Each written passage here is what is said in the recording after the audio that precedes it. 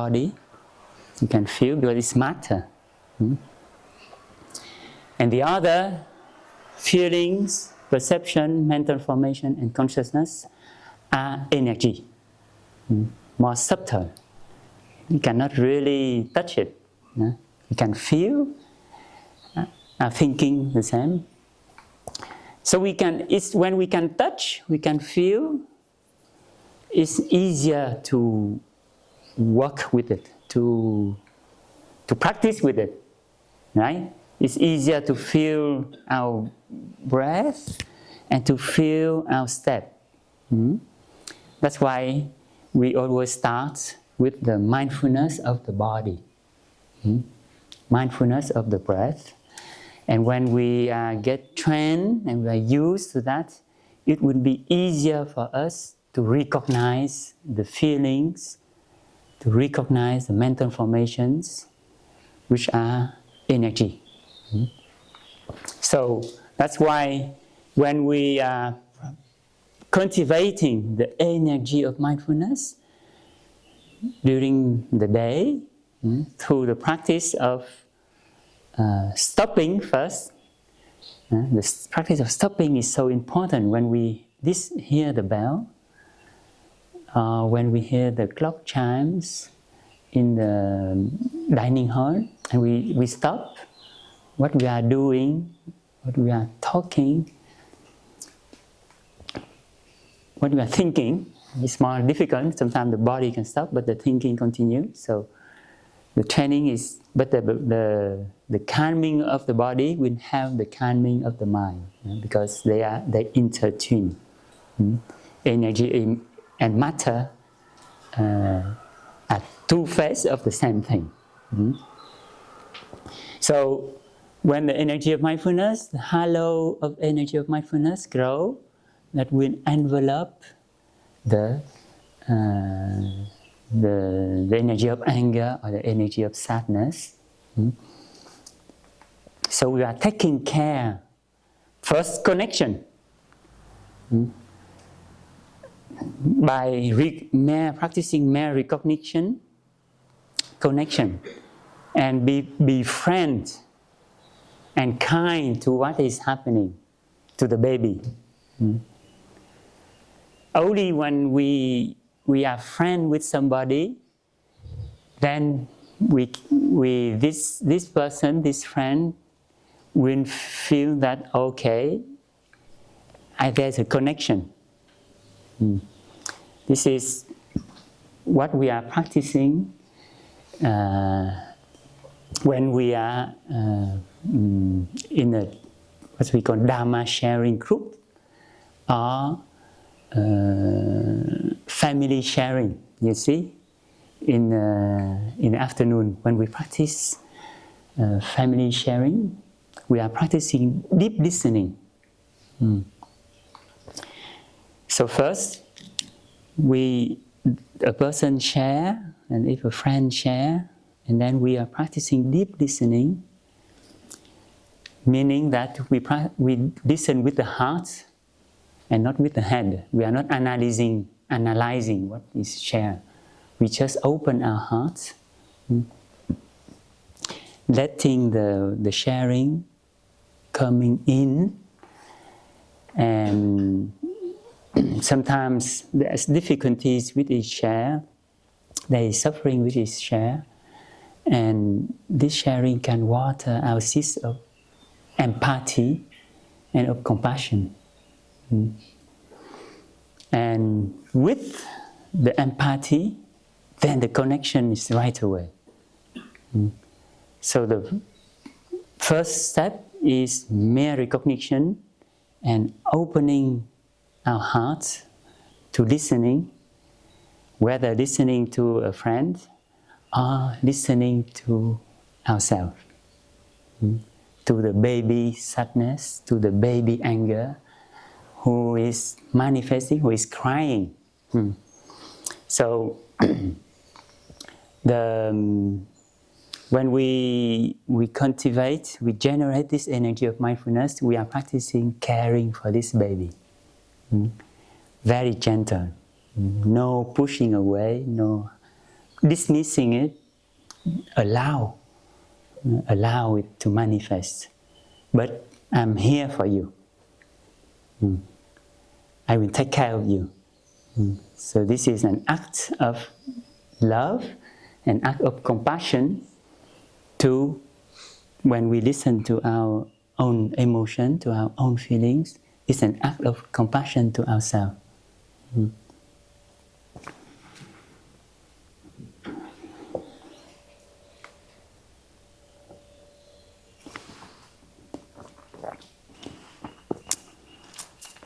So we will listen to one sound of the bell.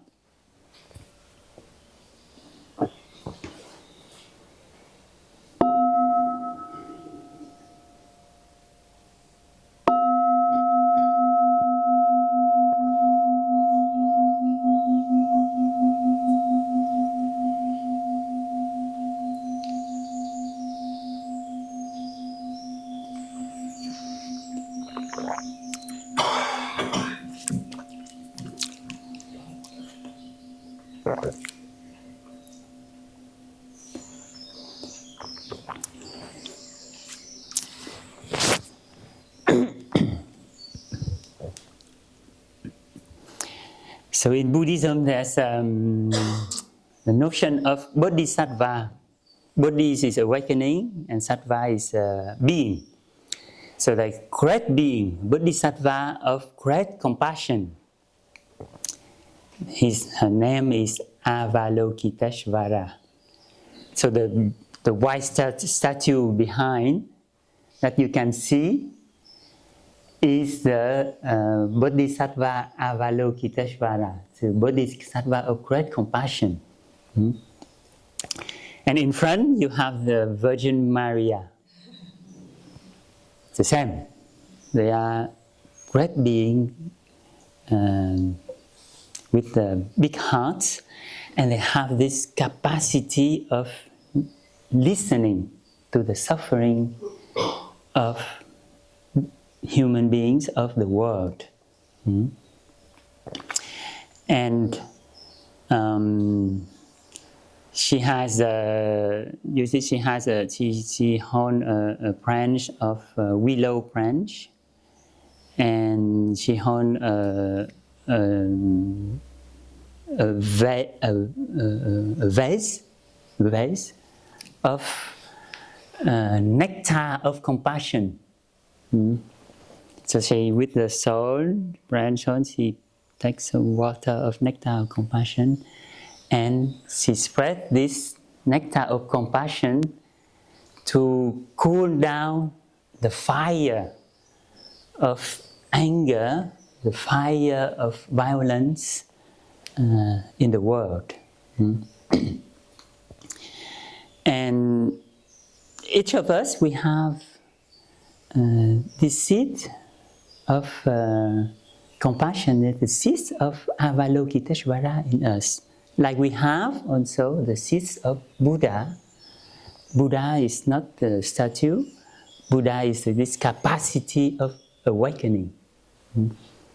And awakening first to our suffering, and then to life. And when we practice as a sangha, as a community,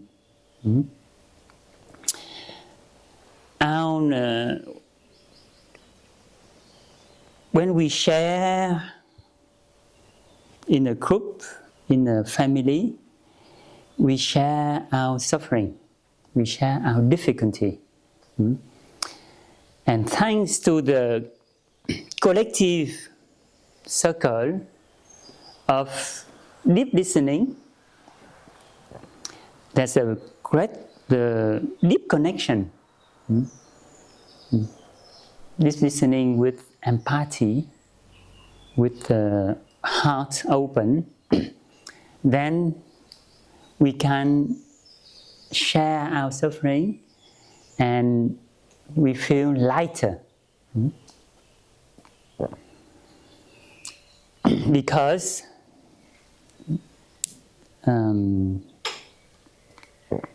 we don't carry alone anymore the suffering. We have other shoulders of friends who can support us, who can help us to carry also. Because suffering or happiness is not individual matter. Because they are kind of energy. And the energy is not limited in space and time.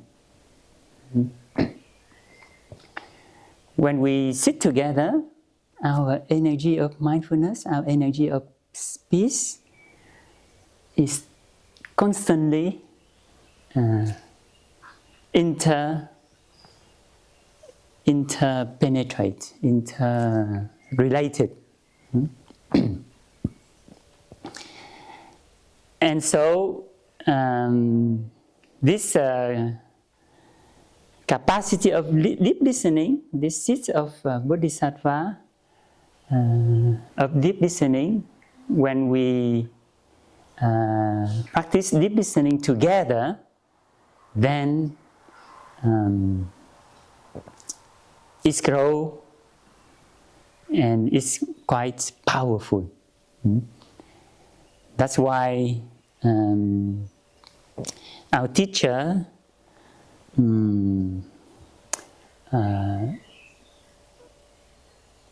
say that his insight for our time, our difficult time right now, like we need not only one Buddha or not only one Bodhisattva, but we need a community of Buddha and a community of Bodhisattva, a great being, because we need a collective awakening and a collective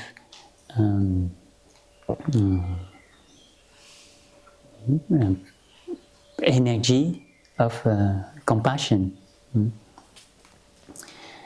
And the compassion in our tradition, in our Plum village,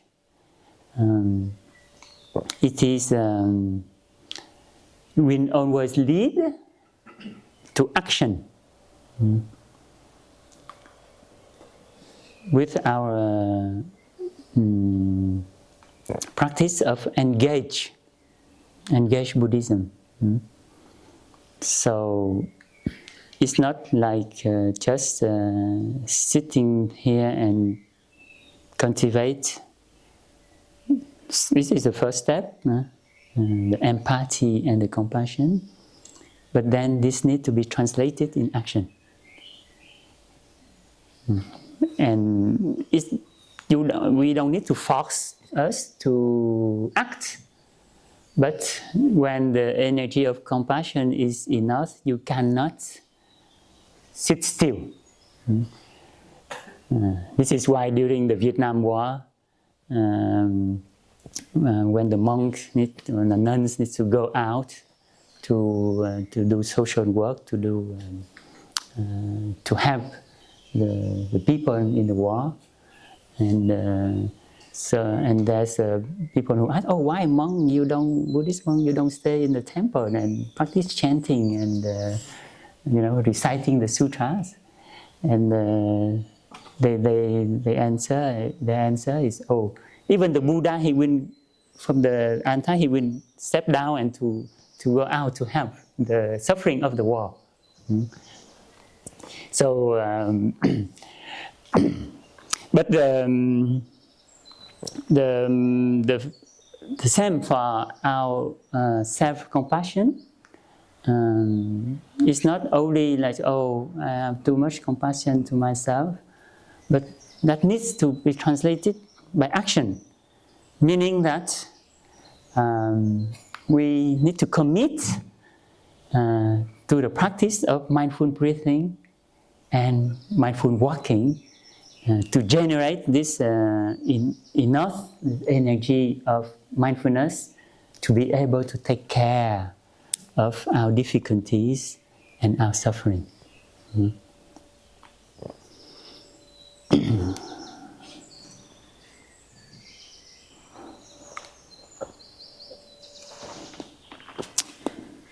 So we listen to one sound of the bell.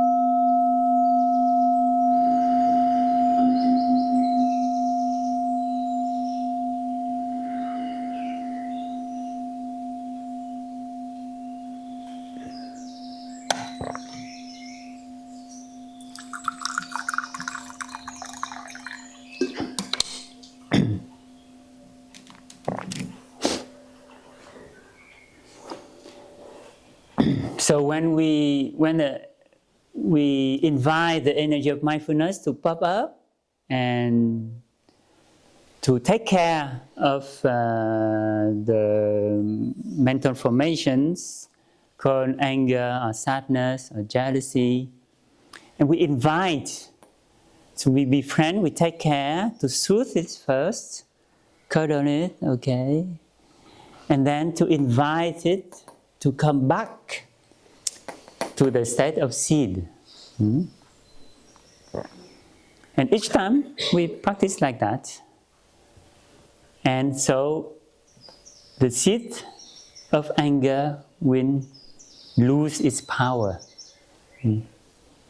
With time, with the practice, it will lose its power. But if we don't practice mindfulness and we let the seeds of anger, nobody care of it. And in addition, if we let it to be water by listening to news, conversation that can water it, then it grows and the seeds also is growing. And so it will be difficult to manage with it. Like when the baby start to be too much, then it will be difficult to cuddle it. So what we are practicing is called the practice of diligence. Diligence is meaning that,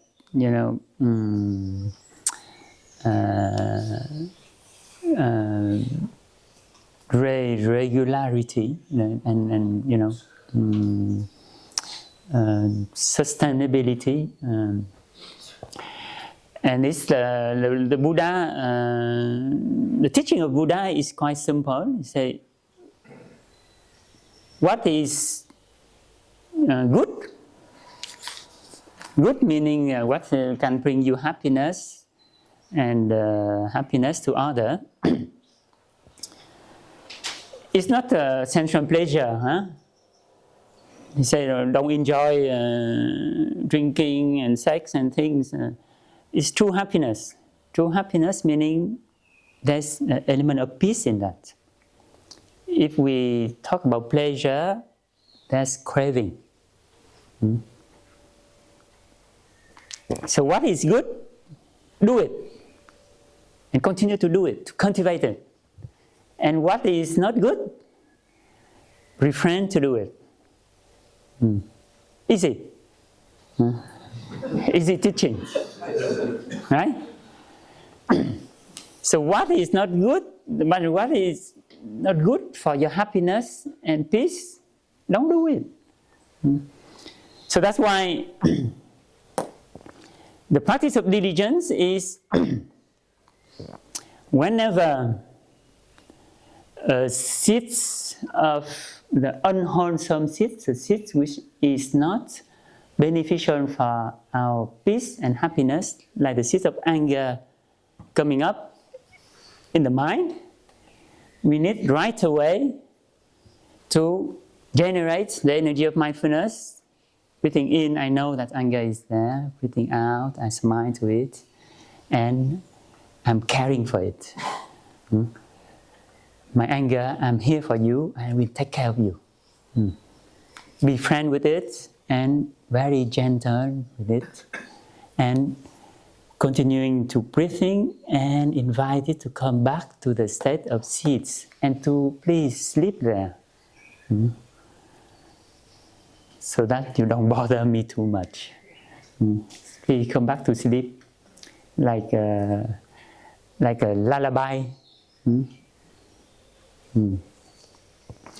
And so first, when it's already pop up, take care of it and invite it to come back to the star consciousness, to sleep there. And when it has not popped up yet, don't water it. So when we come to a retreat, we put ourselves in an environment that doesn't water our unwholesome seeds. But in the contrary, it's watering our seed of kindness, our seed of caring, our seeds of siblinghood, of non-discrimination, of openness, of acceptance. And when the seeds of happiness and of mindfulness is not water, is not popping up yet, please water it. So the bell is a favorable condition for us to water the seeds of mindfulness.